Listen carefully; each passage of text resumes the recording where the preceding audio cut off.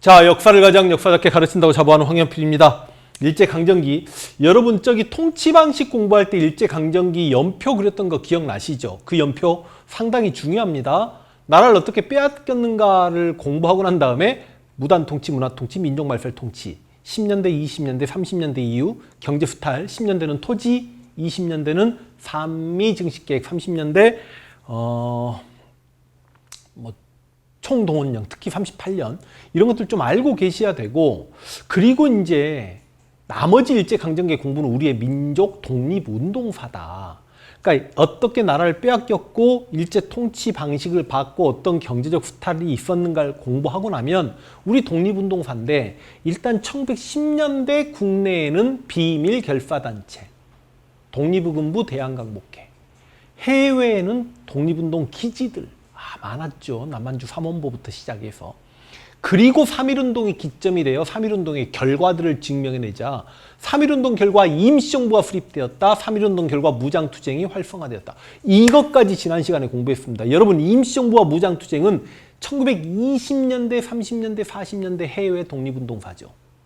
아니, 3.1운동이 1919년이니까 3.1운동 이후에 20, 30, 40년대 해외 독립운동사 공부가 된 겁니다.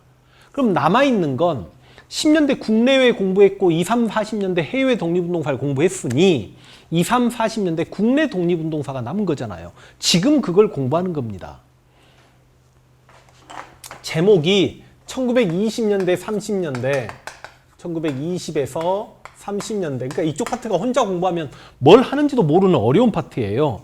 1920, 30년대 국내에서 전개된 10년대 국내는 비밀 결사단체였고, 뭘 공부하는 거냐면 사회, 경제적, 민족운동. 왠지 사회, 경제란 표현이 들어가니까 사회주의와도 조금 관련이 있겠죠. 이런 민족운동, 사회경제운동이라고 해도 되지만 민족운동까지 포함이 됩니다. 그래서 여러분 여기는 연표를 공부하면서 좀 이해하시면 되는데, 일단 3.1운동.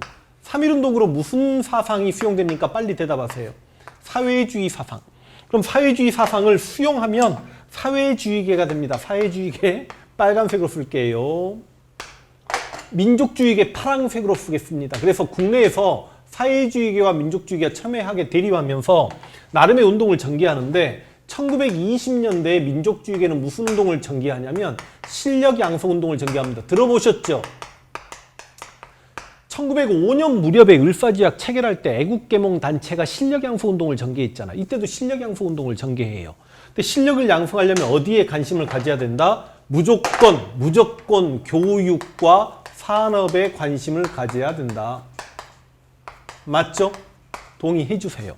사회주의계는 각계 계층을 파고드는 운동을 전개합니다. 그래서 아무래도 좀 사회적 약자층을 공격하고 사회주의 사상을 전파하려고 하죠. 그래서 지주보다는 농민, 자본가보다는 노동자, 그 다음 남성보다는 조금 여성에 관심을 갖고 어린이 운동도 관심을 갖고요. 그 다음에 백정운동도 관심을 갖습니다. 그런데 실제로 사회주의 사상을 수용하는 사람들은 누구죠? 학생, 그리고 지식인, 청년들이 사회주의 사상을 수용하죠. 그래서 이런 운동에는 그만큼 사회주의가 다 같이 관심을 갖고 있는 상황입니다. 그런데 여러분, 1920년대 소위 문화통치기죠. 문화통치기에 일제강점기 일본의 문화통치의 본질은 뭐다? 우리 민족을 분열, 이간질시켜서 친일파를 육성하는 거다. 친일파가 육성이 됩니다. 근데 친일파는 어디서 육성이 될까요? 여러분, 사회주의계는 기본적으로 제국주의계랑 타협을 하지 않아요. 친일파는 민족주의계에서 육성이 됩니다. 그래서 어떤 민족주의자들이 등장하냐면 일제와 타협하는 타협적 민족주의자들이 등장합니다. 이광수나 차남선 같은 변절자들, 그리고 안 돼! 절대 독립해야 돼. 비타협적 민족주의가. 참 애매한 게 수능이나 이런 데서는 이 타협적 민족주의자들의 뭐 주장, 자치론 이런 게 굉장히 많이 기출되거든요. 인물만 쓰자면 여기 이광수, 최남선, 최린 이런 인물들인데, 인물보다도 이 친구들은 이광수, 최린 쓸까요? 최남선까지만 써드릴까? 이런 인물들이고 하는 거면 인물 중심으로 많이 출제가 되니까 비타협적 민족주의자는 이상재 선생님입니다. 조선 교육회를 이끌었던 단체가 어떤 단체였냐면 무슨 색으로 쓸까요? 이광수 최린이 주장했던 건 자치론. 자치 좋은 말 같지요. 그러니까 우리가 현재 일본의 식민 지배를 받는 걸 인정하고 대신 우리가 총독부 들어가서 총독도 하고 총감도 하죠. 이게 자치의 본질이에요. 나쁜 새끼들이죠. 개인적으로 자기들만 좀 뭔가 한 자리 해먹겠다는 거 아닙니까? 참정이 원래 아름답고 좋은 말인데 자기들도 일본 내각에 가서 총리도 하고 장관도 하고 그게 참정의 본질입니다. 준비론 막 이런 것들을 주장해요. 그래서 이에 반대하면서 비타협적 민족주의계는 절대 독립을 주장하죠. 뭐 절대 독립 이런 게 시험에 나오진 않으니까 둘 사이가 벌어집니다. 그런데 여러분 이 사회주의계를 탄압하기 위해서 1925년에 치안유지법이 제정된다는 거 알고 계시죠? 치안유지법은 연도로 잡고 계셔야 됩니다. 아니 20년대는 알아들으셔야 되는데 언론 출판 집회 결사의 자유가 있던 시기인데 그 시기에 사회주의자들만 치안유지법에 탄압받아서 무슨 자유가 없어요? 결사의 자유, 모여서 막 이렇게 하는 자유, 그 다음 집회의 자유. 결사가 단체 만드는 자유죠. 집회의 자유, 모여서 막 하는 자유가 없다 보니까 사회주의가 억울한 거야. 근데 이쪽을 봤더니 둘이 싸우고 있어. 그러니까 사회주의가 이때 무슨 선언을 하냐면 정우회 선언이라는 거 합니다. 정우회에 모여서 비록 부르주아적 성질을 가지고 있다 손 치더라도 부르주아가 누구죠? 부르주아? 이 친구들이죠. 타락하지 않는 자들이 안에서 연대할 수 있다. 타락하지 않는 자들 누구죠? 여기죠. 그래서 이 정우회 선언 야, 이상하게 한능검에서는 얘 연도를 물어봐요. 이게 1926년인데 이 정우회 선언과 그 다음 비타협적 민족주의자들은 미리 조선민흥회란 단체를 만들어 놓고 있었습니다. 조선민흥회. 그래서 이 정우회와 조선민흥회가 연대해서 엄청난 단체가 하나 만들어지니 그게 국내에서 만들어진 최대 민족유일당 운동단체인 신간회가 됩니다. 그래서 신간회가 어떻게 만들어졌냐 이런 게 아주 많이 중요하게 기출될 겁니다. 연도 문제도 너무너무 많이 기출되는 신간회는 1927년에 만들어져서 1931년에 문을 닫습니다. 이게 이제 1920년대 민족주의계는 이런 실력양성운동 전개하다가 실파들이 나오는 거고 사회주의계와 비타협적 민족주의가 손을 잡고 신간회가 이렇게 만들어집니다. 그런데 이제 1930년대 가면 신간회가 문을 닫고 난 다음에 여전히 민족주의계는 무슨 운동을 전개하냐면 여전히 실력 양성 운동을 전개해요. 민족주의계는. 무슨 운동? 실력 양성 운동. 근데 이때 실력 양성 운동은 문맹 퇴치 운동의 일환으로 전개됩니다. 문맹을 퇴치하자. 퇴치 운동의 일환으로 전개된다. 알아먹으시겠습니까? 그래서 대표적인 실력 양성 운동을 전개했던 운동이 브나로드 운동. 그 다음 문자 보급 운동이에요. 그래서 여러분 원래 수능이나 한능검, 수능이나 공무원 시험에서는 20년대 민족주의가 전개했던 실력 양성 운동이 뭐 교육이면 밀립대학 설립 운동, 산업이면 물산장려 운동. 여기 30년대 초반은 브나로드 운동, 문자 보급 운동. 이 두 개는 30년대 초반 나는 시기를 꼭 잡으셔야만 합니다. 그리고 사회주의계는 나름 무슨 운동을 전개하냐면 농민 노동운동이 30년대도 계속 전개됩니다. 그래서 농민과 노동운동. 이게 큰 흐름이거든요. 이거 흐름 해놓고 여러분 83강을 보십시오. 이 흐름 속에서 이 83강에서는 민족주의계 실력 양성 운동인 물산장려 운동과 밀립대학 설립 운동 그리고 브나로드 운동과 문자보급 운동. 그러니까 이 지금 녹색으로 제가 필기해 놓은 거 있죠. 이걸 하나씩 증명해 가면서 동그라미 치면 공부가 끝나는 겁니다. 자, 먼저 296페이지 큰 2번의 물산장려 운동. 이게 바로 산업입니다. 그럼 여러분 물산장려 운동은 왜 일어났냐? 제가 여기다 물산장려운동하고 따로 필기하면 또 필기거리가 많으니까 이건 이제 여러분 책을 보십시오. 저는 이번에 이 필기를 해드리는 거고 책을 보십시오. 책을 보시면 여러분도 우리 다 공부했습니다. 1920년에 회사령이 철폐됐던 거 기억납니까? 안 납니까? 기억나시죠? 회사령이 철폐되다 보니까 허가제가 신고제로 바뀐 건데 생각나요? 신고제로 바뀌면 우리 기업 설립하기가 쉬운데 그래서 막 평양에 기업이 만들어지다 보니까 평양에서 우리 기업 물건을 써주자고 조만식 선생님이 평양물산장려회를 만들어요. 됩니까? 돼요? 그래서 여러분 회사령 철폐 때문에 평양에서 조만식 선생님이 출발했던 게 물산장려 운동이다. 그런데 이건 전국적으로 확대가 안 되고 있었어. 그런데 1923년에 하나 새롭게 공부합니다. 이거 제가 지난번에 강의하지 않았습니다. 관세가 철폐됩니다. 무슨 말이냐? 아이고, 여러분 강화도 지역 때 1876년에 조선과 일본은 무관세였죠. 여러분 조선과 일본은 1876년에 무관세였습니다.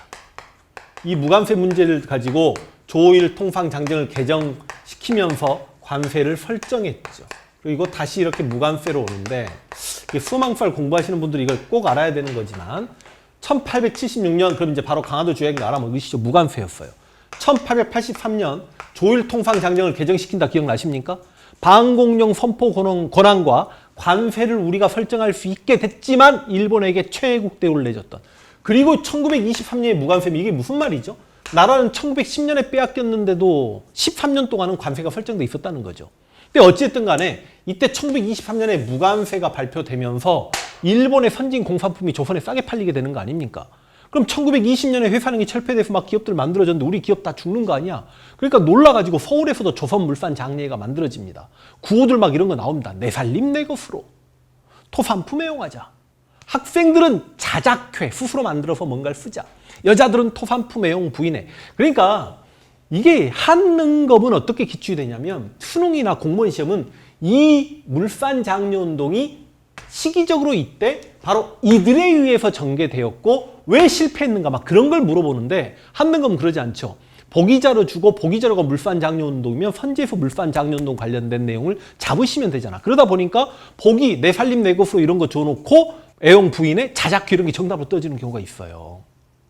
그럼 방금 말씀드린 평양에서 조만식 그리고 서울에서 조선물산장려회 배경은 회사령 철폐와 관세 철폐 내 살림 내 것으로 토산품 애용하자. 그 다음 토산품 애용 부인회와 자작회. 근데 실패합니다. 왜 실패하냐면 그 국내 기업의 물건을 써주기로 했는데 국내에서는 옷을 많이 만들었단 말이야. 국내 기업들이. 근데 그 국내 옷을 만드는 기업들이 수요가 늘어나는데 공급이 충당이 안 되니까 가격을 올려버립니다. 오히려. 그래서 사회주의자들이 비판해. 야, 물산장려운동이라는 건 소수의 부르주아들 돈 벌자고 다수의 민중이 비싼 옷을 사 입어야 된단 말이냐. 그래가지고 실패하게 되는데 당시 총독부의 방해로 실패하기도 합니다. 그래서 이쪽 건 끝났어. 대신 이렇게 여기 무슨 운동? 물하고 쓰겠습니다. 물산장려운동, 토산품 애용 부인의 자작회. 그 다음 교육도 쉬워요. 여러분 나중에 뒤에서 공부하겠습니다만 2차 조선교육령이 1922년에 발표되면서 법적으로 4년제 대학 설립이 가능해집니다. 그러니까 조선 땅에 4년제 대학이 없기 때문에 우리 선로 4년제 대학을 만들자는 운동이 바로 밀립대학 설립운동이에요. 밀립대학 설립운동. 됩니까? 이해하시면 돼. 책 보시면서 따라오시면 돼요. 밀립대학 설립운동인데 원래 만들어져 있었던 조선교육회라는 단체에서 이제 밀립대학 설립 기성회까지 만들면서 돈이 있어야 밀립대학을 만들 수 있잖아요. 그래서 당시 우리 인구가 1000만이라고 하면 실은 1000만이 넘어갈 텐데 1천만 이론식이라는 구호와 함께 밀립대학 설립운동을 전개합니다. 근데 이것이 성공할까요? 실패할까요? 실패합니다. 이게 시험에 나와요. 밀립대학 설립운동은 왜 실패하냐? 일제가 강제로 4년제 대학을 만들어줍니다. 그게 바로 경성제국대학이죠.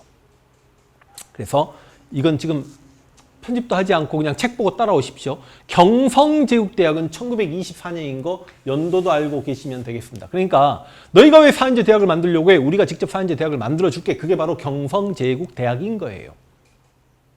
되나요? 20년대 초반에 민족주의계는 물산장려운동과 밀립대학 설립운동을 전개했구나. 물산장려운동에 대해서 사회주의계는 비판의식을 가지고 있었지만 밀립대학 설립운동에 대해서 사회주의계는 아예 무관심했겠구나. 왜? 어차피 4년제 대학 만들어봐야 부르주아 출신들이 대학을 갔기 때문이죠. 이해돼? 그래서 2개 했고요. 30년대 초반에 여러분 민족주의계입니다. 민족주의계는 브나르드 운동과 무슨 운동이에요? 문자보고 운동. 근데 브나르드 운동은 동아일보와 손을 잡아요. 문자보고 운동은 조선일보와 손을 잡아요. 근데 내용은 여러분 같아요. 다 문맹 퇴치 운동의 일환인데 근데 이게 좀 애매한 게 여러분 브나르드 운동은 원래 러시아에서 전개된 운동입니다. 러시아 청년 장교들이 시골 마을로 들어가서 민중들을 계몽시키고 교육시키지 하는 운동인데 이게 러시아어예요. 전치사로 영어로 치면 인투입니다. 나로드 민중이란 뜻입니다. 민중 쓰고 들어가자. 그러니까 브나르드 운동은 러시아에서 시작되었지만 사회주의자가 아니라 민족주의계가 1930년대 전개시켰다. 이게 뭐 31년하고 연도를 남기하지 마시고 1930년대 초반이라고 기억하십시오. 초반. 여러분 30년대 중반 이후 민족말살 통치가 중일전쟁 이후에 강하게 행해지면 못하니까 30년대 초반이에요. 이것도 29년 연도가 중요하지 않습니다. 그래서 이렇게 잡아주시고 포스터 있을 거예요. 배우자, 가르치자, 다 함께. 그게 297페이지의 분화로드 운동 포스터는 충분히 시험에 나올 수 있을 겁니다. 배우자, 가르치자, 다 함께. 그 다음 문자보고 운동은 아는 것이 힘이다. 이런 구호들. 문자보고 운동 조선일보가 손잡고 1930년대 초반 민족주의가 전개했다. 그리고 뒷페이지 넘겨시면 뭔만 있냐면 신간해까지 있습니다. 그럼 원래 수험함수와 공부할 때 특히 공무원이나 이쪽에서도 신간해 너무너무 많이 중요합니다만 왕별치해야 될 정도로 중요합니다만 한능검에서는 그냥 한 두어 문제 최근 3년 동안에 그러면 신간해는 어떻게 만들어졌냐 그리고 어떻게 해체됐냐가 상당히 중요한데요. 역시 다 필기하기 쉽지 않으니까 그냥 제 말 들으시고 이해를 한번 해보십시오. 일단 민족주의계 중에 친일파들, 타협적 민족주의자 등장 자체가 만들어지는 배경이에요. 친일파들이 등장했기 때문에 친일파가 아닌 사람들이 사회주의랑 손잡고 이들과 저항하려고 만들어진 거고 그 다음 치안유지법이 1925년인가 이거 진짜 연도를 꼭 알고 계셔야 되는데 이 치안유지법 때문에 사회주의가 뭔가 탄압받다 보니까 민족주의랑 연대하려고 해서 이게 만들어졌기 때문에 치안유지법 자체가 배경입니다. 그리고 이제 해외로 눈을 돌리면 중국의 국민당 장제스와 공산당 마오쩌둥이 연대예요. 이걸 국공연합이라고 이야기하고 또 국제공산당 코민텔은 소련의 지시를 받아요. 연대하거라. 이런 것들도 뭐 시험에 나올 수 있지만 진짜 시험에 잘 나오는 건 60만 세 운동 바로 다음 시간에 공부할 겁니다.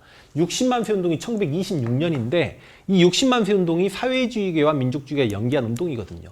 그러저러해서 신간해가 만들어지는데 신간해는 다시 한번 이야기하지만 사회주의자가 정무에 선언을 합니다. 그리고 비타협적 민족주의계랑 연대해가지고 만들어진 자와 우가 독립을 위해 손을 잡는다. 이걸 민족유일당 운동이라고 합니다. 최대 단체입니다. 신간해는 강령이 보기 자료에 잘 나와요. 정치적, 경제적으로 각성하라. 각성 좀 해라. 단결하자. 이 단결은 독립운동하는데 사회주의건 민족주의건 제발 싸우지 말자. 그리고 기회주의자 배격하자. 기회주의자 누구야? 친일파 새끼들 배격하자. 활동 신간해. 책을 보십시오, 여러분들. 일단 2개. 원산총파업과 광주학생운동을 지원합니다. 이게 가장 시험에 잘 나올 거예요. 신간해는 원산총파업과 광주학생운동을 지원하는데 다음 바로 뒷강 넘기면 이 표 그대로 놔두고 내가 나머지 이제 학생운동에서 광주학생운동 갈 건데 광주학생운동 29년이고 원산총파업 29년이니까 정확히 신간해가 지원할 수 있지요. 됩니까? 되세요? 된다고 해주세요. 그리고 전국 각지에 지회 같은 거 만드는데 이런 건 너무 어렵지. 예를 들어서 신간해 지회가 있으면 본부는 전부 다 누구야? 유명한 사람들은 누가 많을 것 같아요, 여러분? 사회주의가 많을 것 같아요? 민족주의가 많을 것 같아요? 젊은 친구들이에요. 여기가 나이 어르신들.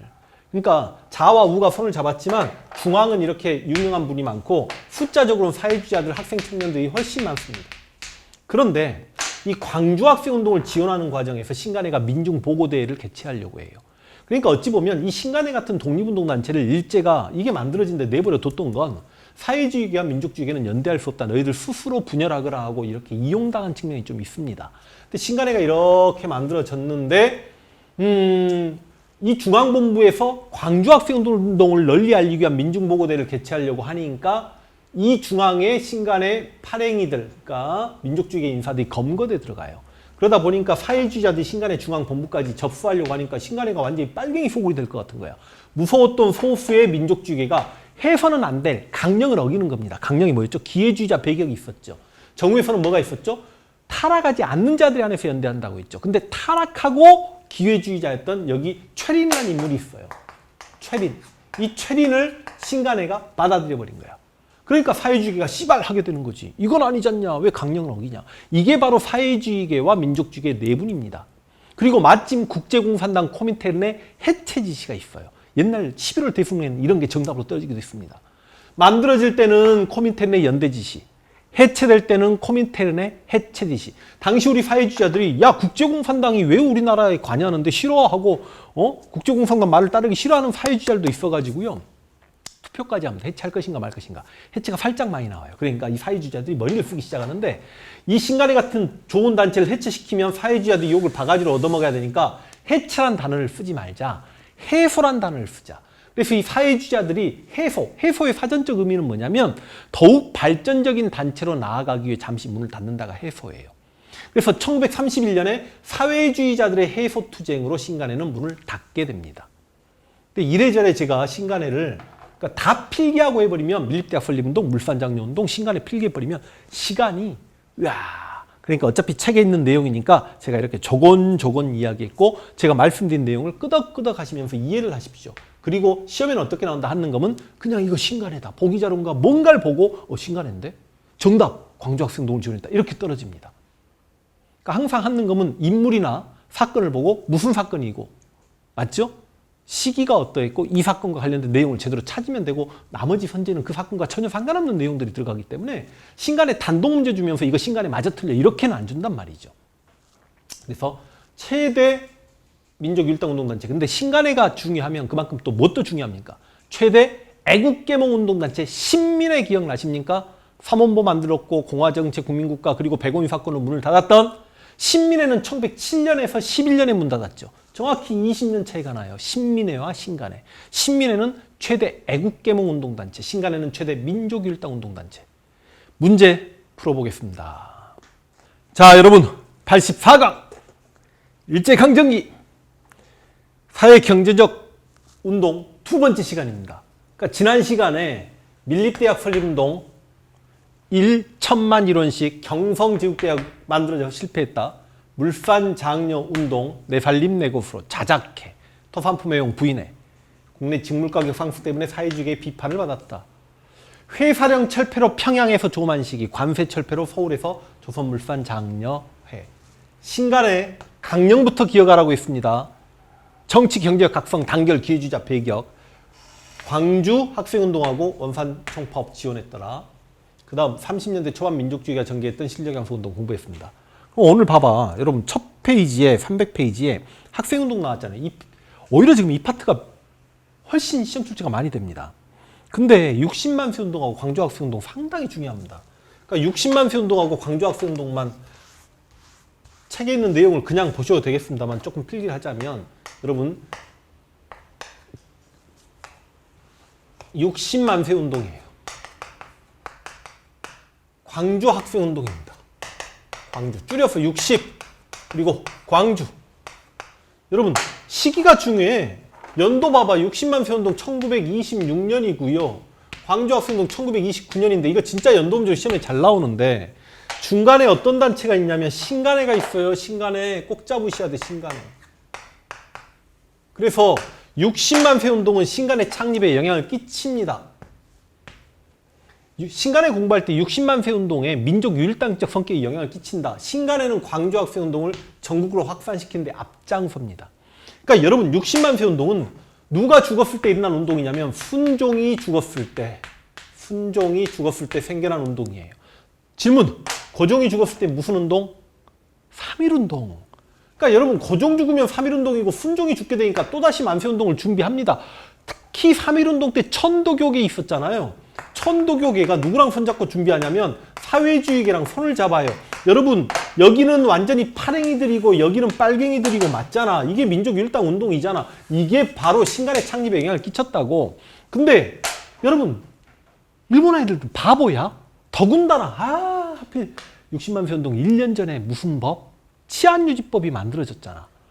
아니 순종이 죽었으니까 또다시 만세운동 할까봐 탄압을 하죠. 뭘로? 치안유지법으로 탄압을 받아요. 그래서 다 검거됩니다. 그러다 보니까 순종 인산일에 많은 사람들이 모이긴 모이는데 어디에서만? 서울에서만 만세운동이 전개돼요. 서울 숭인동, 돈대문 이런 데서만. 누가? 학생들이 중심으로 만세운동하고 경문 살포하고 시위했다. 이게 끝이야. 여기는 치안유지법의 탄압을 받았다고요. 당연한 거 아닙니까? 무슨 만세운동인데 치안유지법은 1925년이니까. 그래서 치안유지법 연도가 상당히 중요합니다.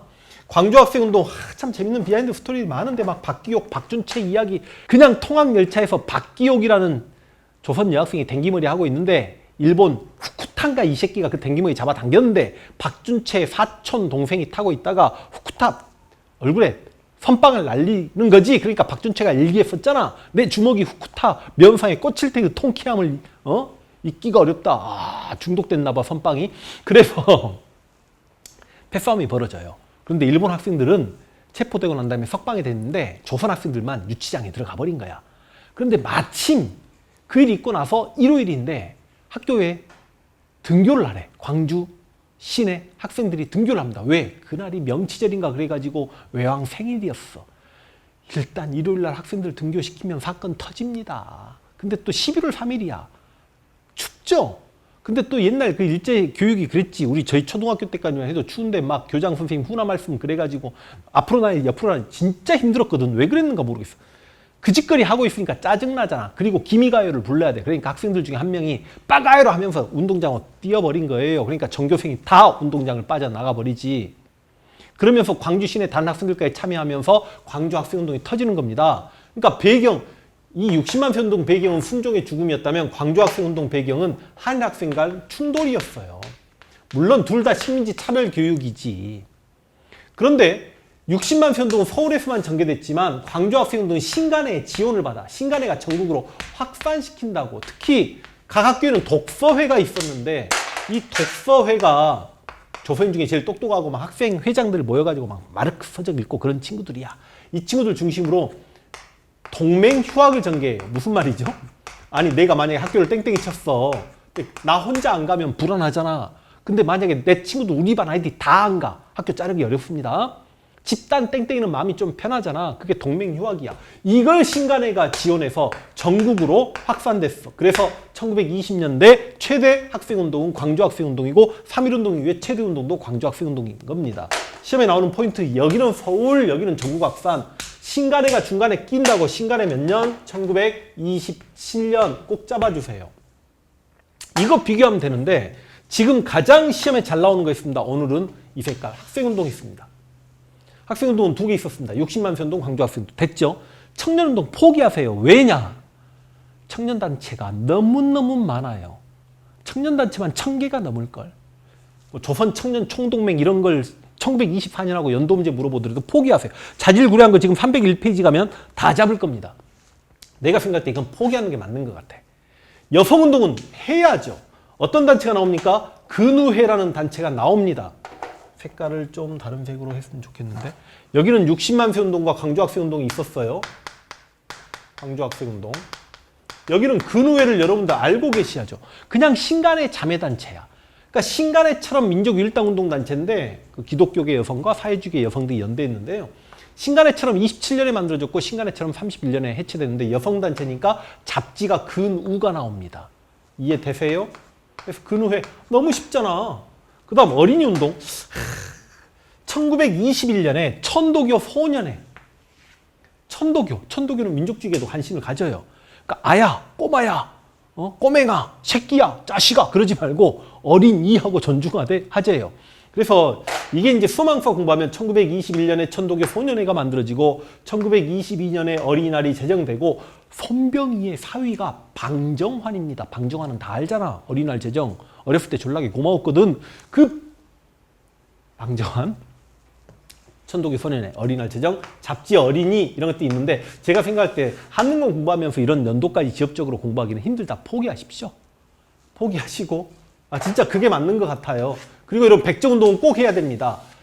경상도 진주 지역에서 자기 아들이 이제 지금의 초등학교 당시 보통학교 입학하니까 입학을 시켰는데 얘 백정 자식이 같은 반 내 아들과 같은 반이 된 거야. 여러분 그 좀 옆으로 갑니다만 1894년에 신문제는 폐지되었잖아요. 근데 1894년 2년 후인 1896년에 호구조사 규칙이라는 게 발표돼가지고 호적에서 신분은 다 또 사라지는데 하필 백정들 위에만 붉은 방점을 찍어요. 그러니까 아버지가 백정이었구나, 할아버지가 백정이었구나, 그게 알게 되는 거예요. 그러니까 백정 아들과 내 아들 같은 학교 다니게 할 수 없다라고 입학을 취소시켜버리니까 다른 학부들이 또 따라서 그러네. 그러니까 백정 아버지가 열 받냐 안 받냐? 심지어 철폐된 지 30년 넘었는데 열 받아가지고 전국의 백정들에게 연락을 취해서 평등을 주장했던 운동, 이게 형평운동입니다. 형평운동을 전개하다 보니까 조선 형평사가 만들어져요. 연도 중요합니다. 얘도 1923년이에요. 이상하게 1923년 거 연도 중요하다라고 했는데 27일 30일 연도 광주주 26, 29 그러니까 이거 두 개는 죽이자는 말이 이해가 되시죠? 안 그러면 공부량이 너무 많아지니까. 되나요? 그러면 다 했어. 이제 농민 노동운동만 20년대, 30년대 비교하는 게 남았죠. 지금 300페이지 제일 마지막에 있죠. 물론 백정운동 포스터 이런 것 좀 보십시오. 이상하게 수능이나 공모에도 농민노동운동은 생각보다 좀 많이 기출이 안 되는데 또 한능검은 이걸 물어봐. 이상합니다. 여러분 20년대부터 언론 출판 집회 결사의 자유가 생기니까 결사가 모여서 시발시발 할 수 있는 자유죠. 농민노동운동이 20년대부터 본격화됩니다. 근데 20년대 농민노동운동은 전국적 규모의 농민노동운동이에요. 그러니까 전국적 단체가 주도합니다. 근데 이때는 합법이야. 합법이다 보니까 생존권 투쟁이고 경제 투쟁을 했으니까. 지금도 농민 노동자들이 생존권 투쟁, 경제 투쟁하면 합법이죠. 근데 농민 노동자들이 막 대통령 물러가라고 청와대 담벼락 넘어버리면 그 비합법적인 겁니다. 그런데 이때는요. 이때 농민 노동운동 30년대잖아요. 이때는 뭘 외칩니까? 반제국 항의를 외칩니다. 그러니까 20년대가 경제 투쟁이면 30년대는 정치 투쟁이에요. 특히 농민들은 정치 투쟁을 전개하면서 지주제 폐지를 요구합니다. 그러니까 이 농민들을 회유하기 하기 위해서 앞 강의에서도 했습니다만 관제 농민운동이 뭐 진짜 이거 은근히 시험에 잘 나오는데 관제 농민운동인 농촌진흥운동이 전개되기도 해요. 이 새마을운동의 전신입니다. 농촌진흥운동. 이것도 있나? 여기에? 농민운동 있구나? 있습니다. 노란색으로 체크돼 있죠? 그리고 농촌진흥운동 연도 문제가 또 시험에 많이 출제됩니다. 32년하고. 그 다음, 1920년대는 전국적 규모의 농민 노동운동 단체가 주도하는데 그게 어떤 것들이냐면 조선 노농총동맹이 만들어집니다. 노농총동맹. 근데 이게 분화가 돼요. 그래서 어떻게 분화가 되냐면 조선 농민 총동맹, 조선 노동 총동맹으로 분화가 되는데 이거 비극이잖아요. 이걸 연도를 물어본다. 아니 뭐 수험항목사에서 물어보면 이해가 되는데 이걸 한능검에서 꼭 물어봐야 되겠습니까? 24년이고 이게 27년인데 그냥 이거 두 개가 27년인지 모르면 아예 문제를 못 풀게 줘버려. 진짜로. 그래서 외우기 싫으면 외우지 마시고. 20년대는 이렇게 전국적 규모의 농민 노동운동 단체가 있었구나. 20년대는. 근데 20년대부터 역시 소규모 조합도 만들어져요. 수리조합, 노동조합, 농민조합 막 만들어지는데 이제 이게 30년대 가면 이게 비합법적 운동이 되니까 전국적 규모의 농민 노동운동 단체는 깨집니다. 깨지게 되면서 뭐 조합운동이 적색 혁명조합 막 이렇게 바뀌어서 조합운동 중심으로 가긴 하는데 너무 어렵죠 이런 것도. 그냥 이해하려고 하지 마시고 여러분 100점 맞는 거 아니니까 내려버리세요. 대신 원산총파업은 하나 제대로 잡으세요. 원산총파업이 1929년입니다. 수능에조차 무슨 문제가 나오냐면 원산총파업은 1929년인데 이 원산총파업 이후에 조선노동총동맹이 창립되었다. 말이 안 되죠. 얘는 1929년인데 어떻게 27년짜리가 29년 이후에 이것 때문에 만들어진단 말입니까? 그러니까 원산총파업하고 광주학생운동은 1929년인데 둘 다 신간회의 지원을 받았다. 그러시면 해결됩니다. 됐나요? 그리고 농민운동 중에 뭐가 있냐면 암태도 소작쟁이라는 게 있어요. 있죠 지금 301페이지에 다 있을 겁니다. 지금 제가 형평운동 중에 막 대동사 이런 건 어려우니까 빼버린 거예요. 암태도가 지금 이거 다리 놓아졌는데요. 천사대교인가? 엄청난 다리가 하나 놓아졌는데 이것도 기출됐을 겁니다. 그렇게. 신안 앞바다에 있어요. 근데 지금 대통령과 이름이 유사한 당시 그 지주는 나쁜 지주였는데 문제철이라는 지주가 소작농들을 암태도에 집어넣어놓고 소작료를 2대8 무슨 가르마야 젠장 2대8이게 너무했잖아요. 조선시대도 5대5 병작반수인데 그러다 보니까 소작농들이 못 살겠다고 데모를 한 겁니다. 그런데 일제강점기는 어지간하면 경찰들이 지주편을 들지만 2대8은 너무했다라고 해가지고 소작료를 인하시킵니다. 몇 대 몇으로?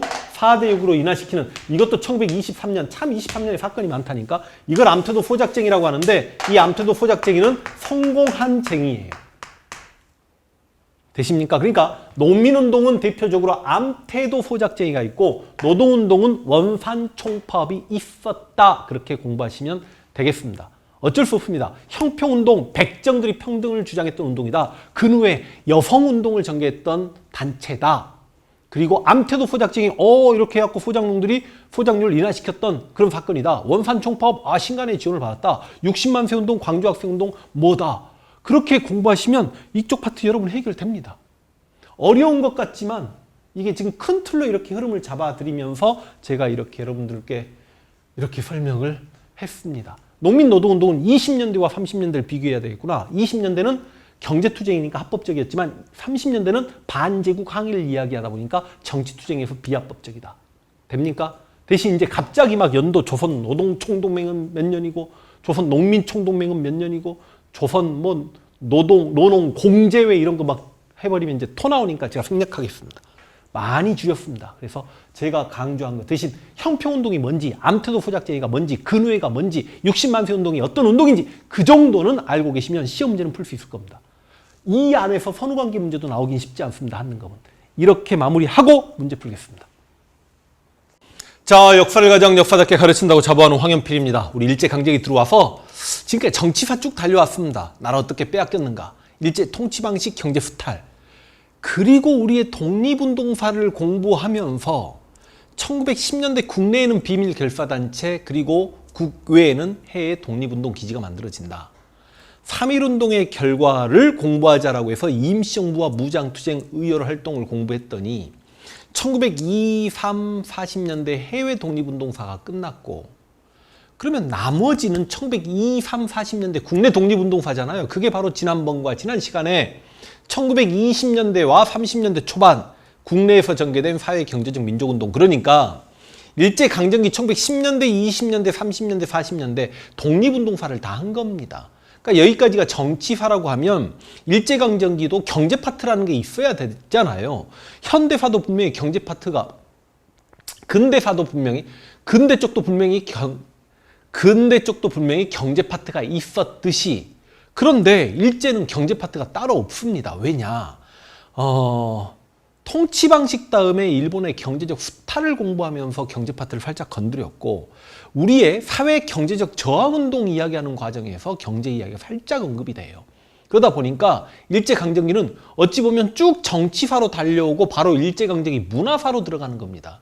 그 문화사가 이번 시간과 다음 시간 민족문화 수호운동이란 파트인데, 뭐 그렇게 어려운 민족문화 수호운동 뭐 이런 게 뭐 시험에 나오는 건 아니니까 그냥 저는 일제강점기 국어연구와 조선교육령과 문학과 예술, 수험한국사에서는 조선교육령이 가장 많이 기출되는데, 이쪽 파트는 조선교육령도 조선교육령이지만 막 문학도 기출되고, 한능과 회설은 지역적 암기가 오히려 이쪽에서 많이 기출됩니다. 그러니까 제가 책을 보면서 순서대로 한번 갈 수 있도록 합니다. 국어연구인데, 그렇죠. 국어연구에, 조선어 연구에 여러분 왕별 치십시오. 별표 3개를 치세요. 그러니까 1907년에, 그렇다고 내가 다 필기할 수는 없습니다. 빨리 가자. 이거 지금 이론 강의가 아니죠? 일제강점기 국어연구를 공부하면 국문연구소란 단체가 있어요. 선택지로만 나옵니다. 선지로만. 이 국문연구소는 1907년에 주시경이 만든 단체다라는 것만 알고 계시면 되는데, 이 주시경이 여기서 이제 국어 문법을 씁니다. 그런데 이제 국문연구소 다음에 조선어 연구회가 있었습니다. 그리고 조선어 학회가 있어요. 그러니까 여러분 조선어 연구회와 조선어 학회를 여러분이 꼭 구분을 해야 되는데, 조선어 연구회는 21년에 만드는데 여러분 어떻게 제가 암기시키냐면, 조선어 연구회는 한글날은 잡지가 간행되었고 한글날이 만들어졌다. 한글날을 뭐라고 합니까? 갈 이렇게 이야기합니다. 그런데 조선어 학회는 여러분 진짜 31년에 만들어져 가지고요. 줄여서 쓰겠습니다. 표준어를 제정합니다. 그럼 되죠? 맞춤법 통일화를 씁니다. 맞춤법 통일화. 그러니까 표준어를 제정하고 맞춤법을 제정했다고.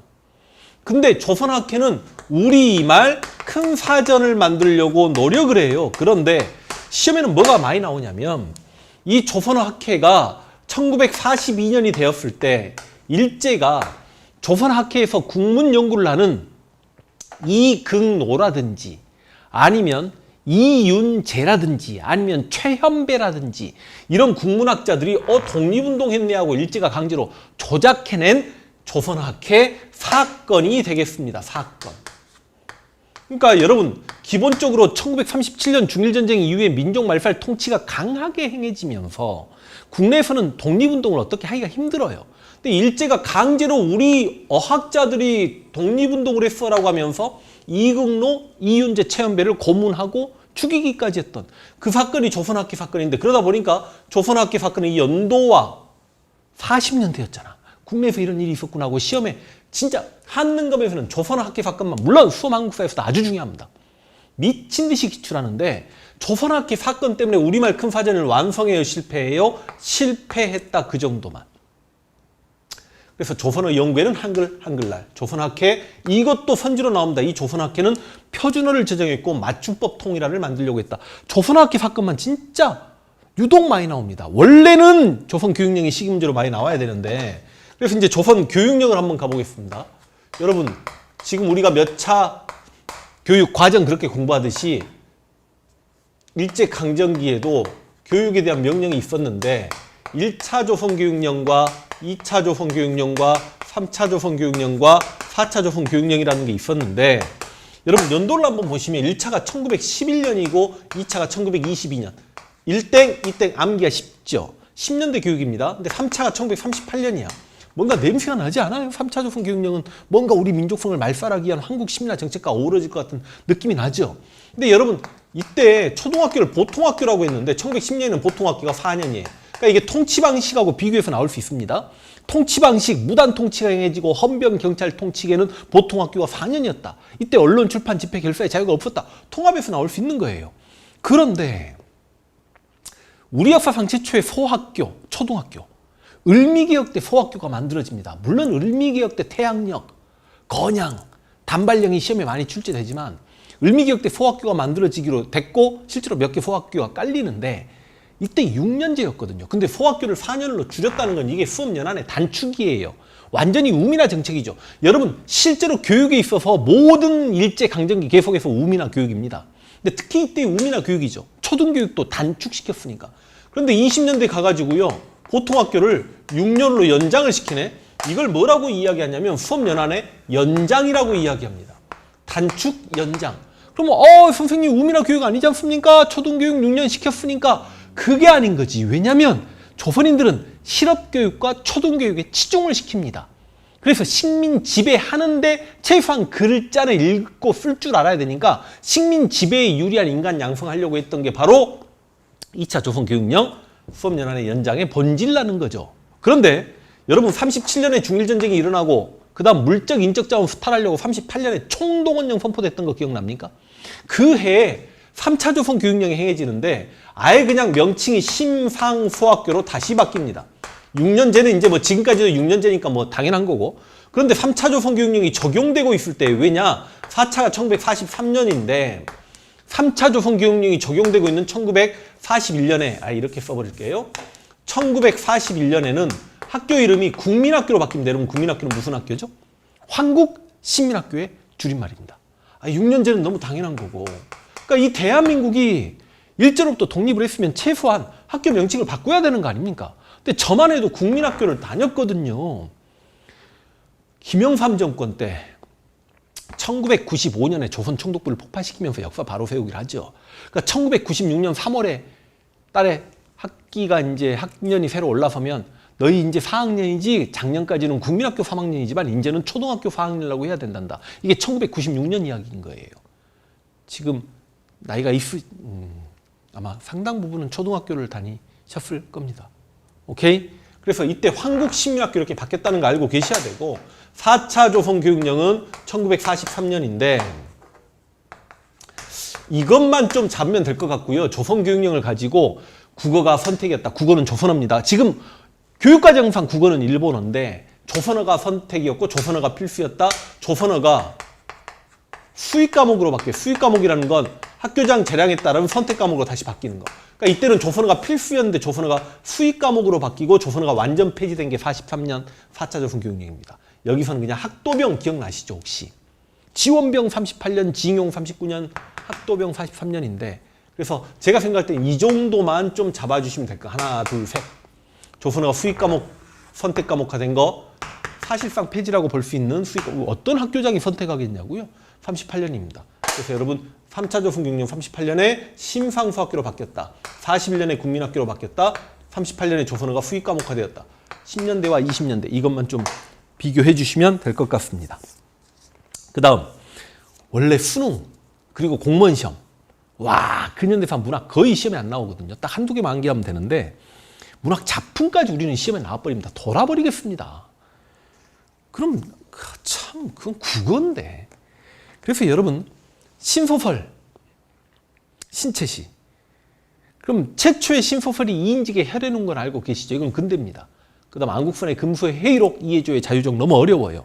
최초의 신채시가 해에게서 소년에게 최초의 신소설과 최초의 신채시 정도만 여러분 좀 이름 기억하시고 1910년대는 언론 출판 자유가 없죠. 특히 출판의 자유가 없으니까 문화활동이 할 길을 띄지 못하는데 최초의 신채시를 썼던 게 최남선입니다. 지금 책을 보면서 하겠습니다. 해에게서 소년에게죠. 이 해에게서 소년에게가 1908년작이고 그 이후에 1910년대도 최남선은 신채시를 계속 써내려갑니다. 그런데 그 유명한 이광수의 무정이 1910년대야. 그러면 1910년대 가장 잘 나가는 문인이 이광수와 최남선인 거지. 그러니까 이광수는 이팔 독립선언문을 쓰고 최남선은 기미 독립선언문을 썼는데 하필 이 두 명이 나중에 친일파가 되니 안타까운 이야기고요. 20년대 여러분 출판의 자유가 생겨납니다. 언론 출판 집회 결사의 자유가 20년대 생겨난다 알고 계시죠? 그러다 보니까 많은 동인지들 동아리가 만들어져요. 창조, 폐허, 백조. 이때 어떤 시들이 나오냐면 김소월의 진달래꽃, 한용운의 님의 침묵, 이상화의 빼앗긴 들에도 봄은 오는가, 시문의 그날이 오면 이런 것들이 만들어지는데 이런 작품도 충분히 시험에 나올 수 있지만 일단 여러분 1919년 3.1운동 이후에 무슨 사상이 수용되죠? 대답해 보세요. 사회주의 사상. 그러니까 사회주의 문학가들이 등장합니다. 그들도 동인지를 만듭니다. 그게 바로 카프입니다. 카프 진짜 중요합니다. 1925년 연도까지. 1920년대 제일 마지막에 카프 나오죠. 이 카프 같은 사회주의적 요소를 보이는 문학, 이걸 새로운 경향을 보인다. 신경향파 문학. 그래서 20년대 문학에서 가장 많이 기출되는 건 신경향파 문학, 카프. 이거 꼭 잡아주시고, 물론 이제 이게 완전히 빨갱이 문학, 프롤레타리아 문학으로 변질하기도 합니다. 카프 기억하십시오. 아, 치안유지법과 연도가 같네? 이렇게 꼭 기억해 주시고, 30년대 이후에는 이제 문학이 친일 문학이냐 저항 문학이냐, 안타깝게도요, 이육사, 광야, 아니면 윤동주, 서시, 십자가, 자화상, 별, 해는 밤, 막 이런 시들이 있잖아요. 윤동주하고 이육사 빼놓고는 거의 올 친일라고 보시면 되겠습니다. 모윤숙, 김알란, 유치진, 유치환, 서정주, 노천명. 근데 특히 서정주가 은근히 친일 시인으로 시험에 나와요. 그러니까 특히 서정주는 조선 총독부 들어가서 스스로 총독부를 위한 글을 써주겠다라고 하면서 그 천황에게 충성을 맹세하고 이제 전쟁터로 달려가는 오장 마수이 송가 막 이런 것들을 쓰는데 그냥 자막 달지 않겠습니다. 그냥 끄덕 있네 그냥 보시고 그냥 넘어가시면 될 것 같아요. 과학예술활동 가시면 과학 책으로 보겠습니다. 304페이지. 과학조선 간행하고 막 이런 내용이 나옵니다. 음악 창가 유행, 안익태 애국가. 안익태도 솔직히 친일의 흔적이 조금 보이기 때문에 애국가를 우리가 바꿔야 되는 거 아니냐 막 그런 이야기가 합니다만, 이중섭, 안중식 포기할까요? 어떻게 할까요? 대신 연극 토월에는 좀 잡으십시오. 이상하게 연도 문제로 시험에 많이 나옵니다. 시기 문제로요. 그 다음 영화 아리랑의 별표 치세요. 그러니까 카프하고 아리랑을 꼭 잡으시기 바랍니다. 아리랑은 1926년 나온규의 영화 아리랑. 연도 문제로 많이 나옵니다. 시기 문제로. 1920년대입니다. 진짜입니다. 아리랑 기억하세요. 조선영화력은 좀 어려울 수 있고 11월 대수능에는 기출됐지만, 그 다음 실제로 우리 한국에 뭐가 기출됐냐면 송기정이 베를린 올림픽에서 금메달을 땄어.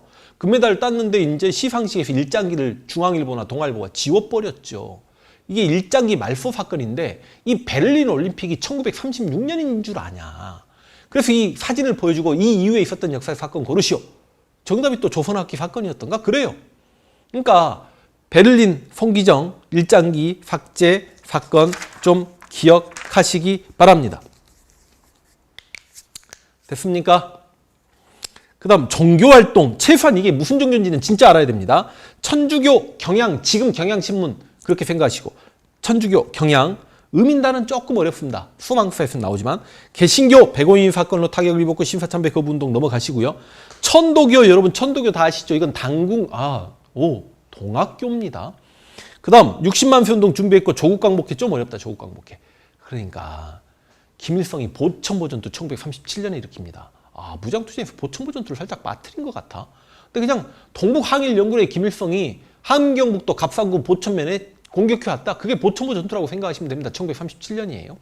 근데 보천보 전투 당시 조국 광복회의 길안내를 받았다라고 하는데 이 조국 광복회는 함경도에서 천도교 지식인들과 사회주의가 연대했기 때문에 민족유일당운동 단체라고 하는데 북한에서는 이 조국 광복회마저 김일성이 만들었다고 뻥을 쳐버리니까 그때 김일성 20대인데 60대 뭐 천도교 어르신들이 아이고 막 장군님 막 에이 그랬을 것 같냐고 괜히 난 이야기합니다. 근데 천도교가 손병희가 창시했고 천도교 기관지로 만세보가 근대 파트에서 있었다는 거 알고 계셔야 됩니다.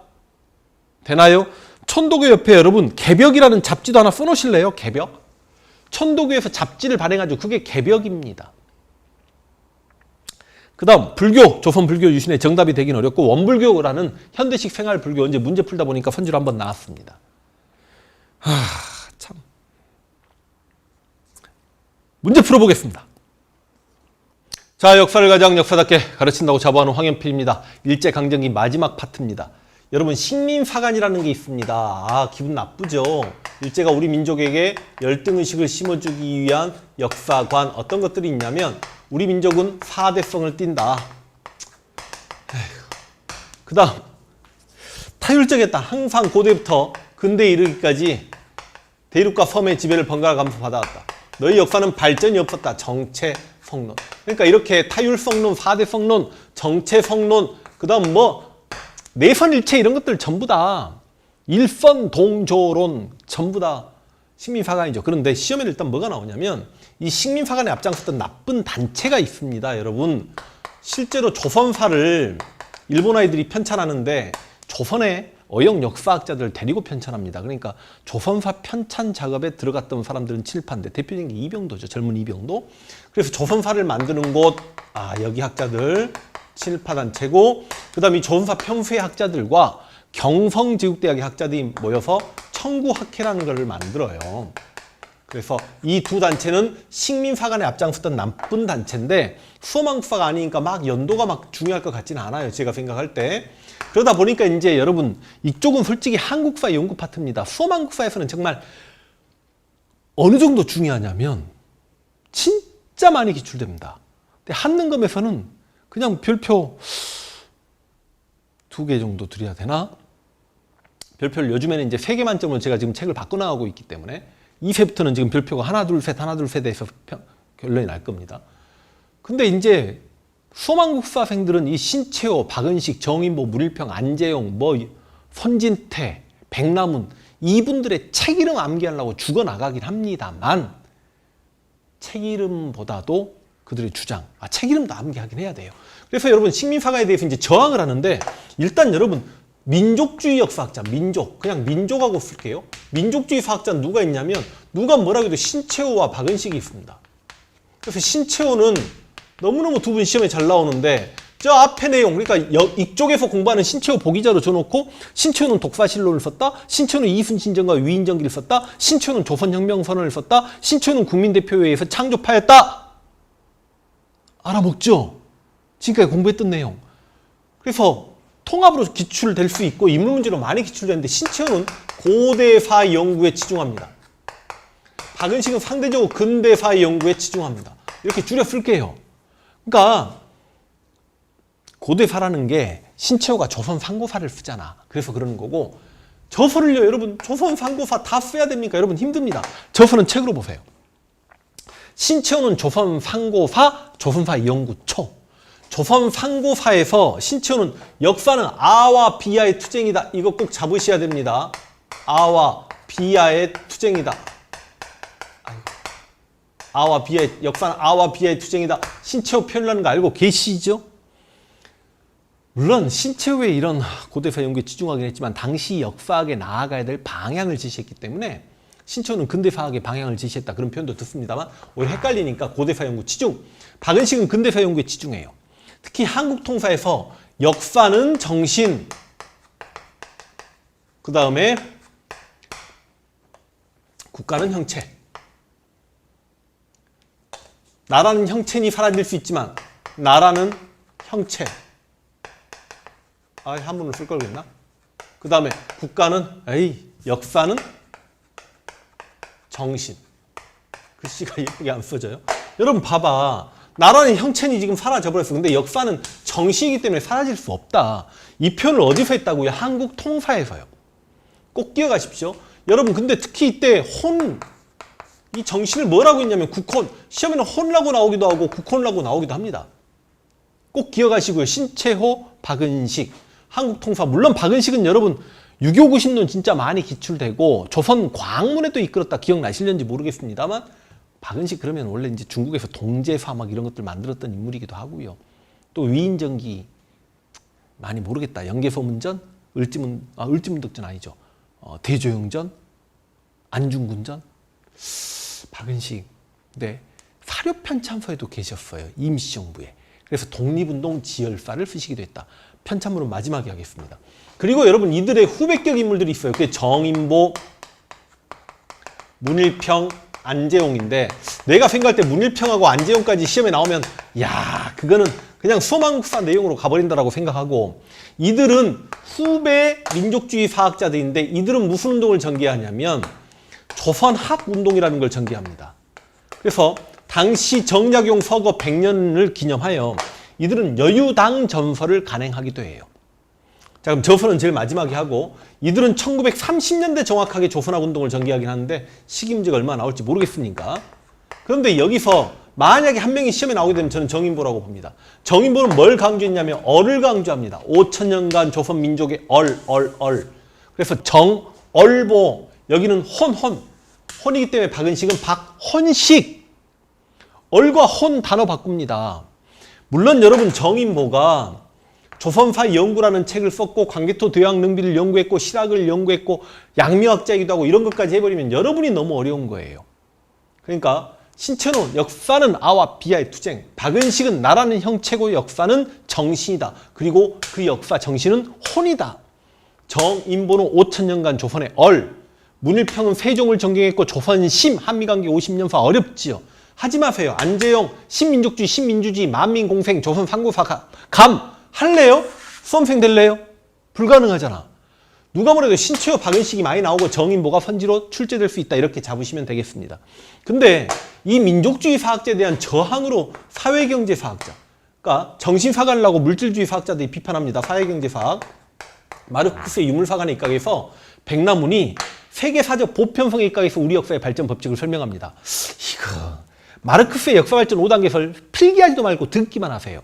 인류는 원시 공동체에서 고대 노예제에서 중세 봉건제에서 근대 자본주의고 그리고 공산사회로 가요. 이게 역사 발전 5단계설인데 백남훈이라는 인물이 자기는 벌써 공산주의자야. 그러니까 내가 공산주의자가 되고 공산주의 사상이 우리에게 들어오려면 이 5단계를 거쳐야 돼. 그런데 일본의 식민사관 중에 정체성론은 뭐냐면 조선 민중들이 고대 노예적 삶을 살고 있는데 중세를 건너뛰어서 자기들이 우리를 35년간 식민 통치하면서 바로 근대 자본주의 체제로 이행시켰대. 근데 백남훈 생각은 뭐냐? 웃기지 마. 자본주의는 깨졌어. 내가 공산주의자야. 내가 공산주의 사상을 접하기 위해서는 방금 이야기한 역사 발전 5단계설을 언급해야 되기 때문에 우리에게도 중세가 있었어. 그래서 이 정체성론을 공격한 거예요. 그래서 시험에는 이 문장이 시험에 잘 나와. 다른 역사가 그렇게 발전해서 공산주의 사상이 들어왔듯이 우리도 세계사적 보편성에 입각해서 우리 역사의 발전 법칙 설명, 우리 역사 발전을 설명합니다. 그러면서 일본의 식민사관 중에 정체성론을 완전히 공격합니다. 정체성론에 대해서 반박했다. 백남훈 사회경제사학자. 그 다음 여러분, 일본이 이렇게 우리에게 식민사관으로 열등의식을 심어주려고 할 때 이것도 실증이죠. 실증이 랑케사관이라고 합니다. 문헌 자료나 고증을 통해서 실제로 그랬다. 얘들이 뭐 이렇게 만들어놓고 우리는 소설 써서 그런 말 안 하겠지? 그러니까 실제로 역사학도 일본이 선진이긴 하죠. 그래서 그 일본의 실증주의 사학의 당시 영향을 받아서 우리 실증주의 사학자들이 있었던 거예요. 우리 실증. 그래서 우리 실증주의 사학자들은 실증을 통해서 너희 식민사관이 허구이구나 이걸 밝혀내려고 노력합니다.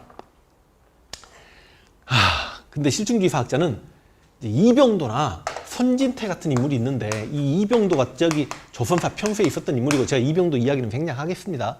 이 자손들 중에 지금 16명의 교수 출신이라고 이야기하고 이병도 친일파학의 거두죠. 조선사에 있었으니까. 근데 한국전쟁 때 또 안 죽고 살아남고 그래가지고 박정희 정부 때 문교부 장관까지 하고 이 손자 이장무 이건무가 용산박물관장하고 서울대 총장하고 막 그러는 집안 아닙니까? 역사학계 에이 하여간 이병도라는 인물도 있었고 손진태라는 인물도 있고 선지로는 이런 인물이 나오는데 진짜 시험에 잘 나오는 건 어떤 단체가 하나 만들어집니다. 진단학회가 만들어져요. 그래서 진단학회는 좋은 단체고 훌륭한 단체입니다. 진단학회에서 실증주의 사학을 통해 일본의 식민사관을 공격하려고 했고 실제로 저기 청구학회나 조선사 평소의 연도보다도 진단학회는 연도 문제로 참 시험에 많이 기출되기도 했어요. 됩니까? 실증주의 사학으로 일본의 식민사관을 맞서려고 했던 진단학회, 오히려 이병도 손진태보다 진단학회가 더 많이 기출됩니다.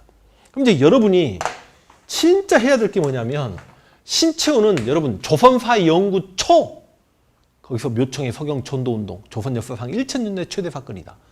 조선 상고사에서 역사는 아와 비아의 투쟁이다. 박은식은 독립운동 지열사도 알면 좋지만 한국통사 이건 한국통사에서 나라는 형체니 사라질 수 있지만 역사는 정신이기 때문에 사라질 수 없다. 이건 너무너무 중요한 거고요. 정인보는 조선사연구라는 책이 있는데 5000년간 조선의 얼도 알면 좋겠는데 야 이거 지웠단 말이죠. 백나무는 조선 사회경제사란 책이 보일 겁니다. 혹은 조선 봉건 사회경제사란 책도 같이 보입니까? 백나문 조선 경제사학, 조선 사회경제사, 조선 봉건 사회경제사 같은 말입니다. 그래서 조선 사회경제사 기억하시고 손진태하고 이병도는 야 뭐 민속학개론 막 이런 거 할 수는 없는 거잖아요. 내려버립시다. 문제는 그냥 풀 겁니다. 진짜로요? 볼까요?